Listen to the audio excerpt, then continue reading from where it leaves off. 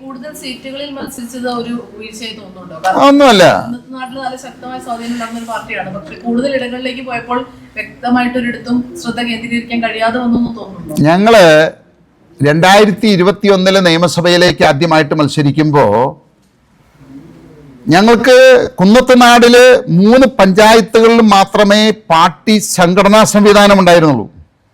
ആ 3 പഞ്ചായത്തുകളിലെ പാർട്ടി സംഘടനാ സംവിധാനം വെച്ച് 8 നിയോജക മണ്ഡലങ്ങളിൽ ഞങ്ങൾ മത്സരിച്ചു എന്നുള്ളതാണത്. 21 കാര്യമാണ് ഒറ്റയ്ക്ക് നിന്ന്.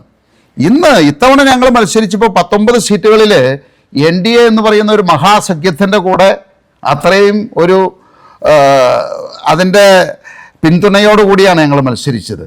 ഞങ്ങൾക്ക് ഈ തവണത്തെ തെരഞ്ഞെടുപ്പ് 21 തെരഞ്ഞെടുപ്പായിട്ട് നോക്കുന്ന സമയത്ത് അതിൻ്റെ ഒരു 100% പോലും ബുദ്ധിമുട്ടുണ്ടായിരുന്നില്ല എന്നുള്ളതാണ്. അത്ര നിഷ്പ്രയാസമായിട്ടാണ് ഞങ്ങൾ മത്സരിച്ചത്.